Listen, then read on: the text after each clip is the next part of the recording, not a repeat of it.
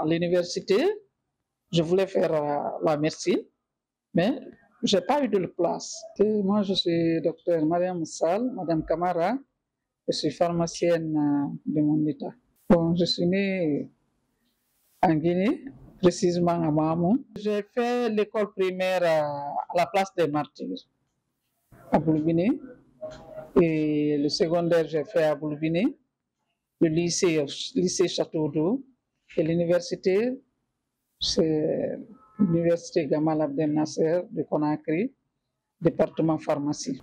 Bon, moi, depuis que j'ai fini l'école, je suis dans le secteur médical. Comme je vous ai si bien dit, je suis pharmacienne. J'ai commencé précisément à la clinique Pasteur à l'époque, où j'étais la pharmacienne responsable de la clinique. Puis la clinique Ambroise Paré.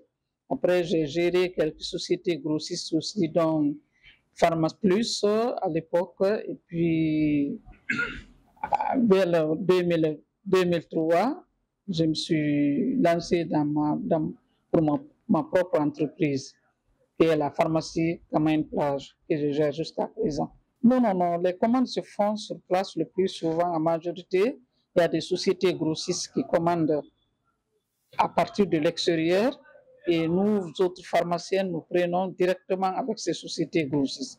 Mais bon, comme si vous me demandez comment ça se passe avec les médicaments, je vous dirais déjà que ce n'est pas facile avec le plancher parallèle que vous-même vous connaissez, qui a envoyé un moment toute la Guinée. Mais Dieu merci, avec le nouveau gouvernement, nous commençons à voir un peu le bout du tunnel parce qu'ils se sont engagés à éradiquer ce marché parallèle et que nous espérons qu'ils vont continuer. Ça va petit à petit. Maintenant, vous voyez les femmes qui ont des plateaux sur la tête. Avant, c'était des conteneurs et des conteneurs qui descendaient à Madina. Vous n'êtes pas sans savoir que ces conteneurs-là, ça remplissait les gens, ils le faisaient comme si c'était quelque chose qui était normal. Alors que la vente des médicaments, c'est comme si tu vendais de la drogue. Donc, c'est formellement interdit dans tous les pays, mais en Guinée, c'était devenu quelque chose de... On avait tendance à formaliser cela ici, quelque chose qui était vraiment grave. Bon, sur le plan professionnel, déjà, il y a le marché parallèle qui est là, comme on a parlé, et puis, quand tu es dans le privé en Guinée, c'est pas facile, parce qu'il y a peu d'accompagnement. Quand tu es dans le privé, on croit que tu es multimilliardaire, qui a de l'argent, donc chacun essaie de tirer son épingle du jeu. Ça, ça nous fatigue. Bon, je ne dirais pas que c'est uniquement les pharmaciens, mais ça fatigue beaucoup les gens qui sont dans le privé. Être mère de famille, ce n'est pas facile. Ce n'est pas facile en soi, mais si on se planifie, on peut toujours y arriver. Moi, j'ai l'avantage, mon mari, je fais le même métier que mon mari, qui est pharmacien aussi, qui a sa pharmacie qui est à l'université, donc il comprend mes peines, il comprend mes activités, il comprend... En fait, on se comprend, puisque nous faisons le même métier.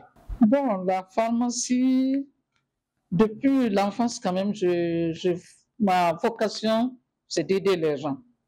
Donc, la pharmacie quand même, je dirais que ce n'était pas ma vision en tant que telle. Ma vision, c'était comment aider les gens. Que ce soit maintenant en pharmacie ou en médecine ou la filière médicale en tout cas. C'était ça ma vision. Alors, à l'université, je voulais faire la médecine, mais je n'ai pas eu de place. Au moment où on m'a orienté en pharmacie. Au début, ce n'était pas facile pour moi, mais au fil du temps, j'ai pris goût parce que je me dis que quelque part, c'est la même filière que la médecine. Je continue en pharmacie. Sinon, en premier lieu, je voulais faire la médecine. Oui, je viens de finir mon master 2. Il y a juste, j'ai soutenu en 2022 là, avec bien des jeunes, mais je me suis accroché.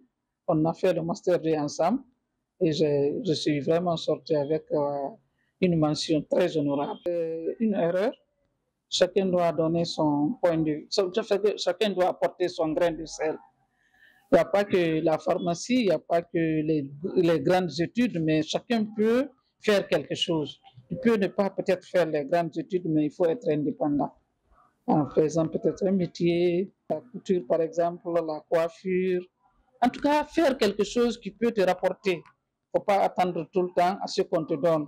Parce que quand tu es là, tu n'attends que ce qu'on te donne, tu n'auras pas de respect là-dessus. Aussi, je dirais que ces maris-là font une grave erreur.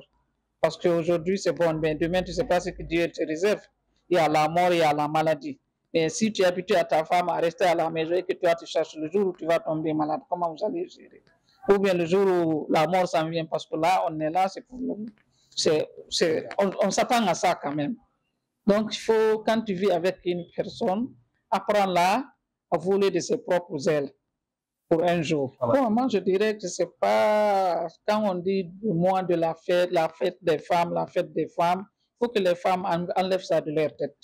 On dit c'est le mois de la femme, le mois où les femmes peuvent revendiquer leurs droits, le mois où la femme peut vraiment dire au monde entier qu'on est là, que nous aussi nous pouvons faire quelque chose.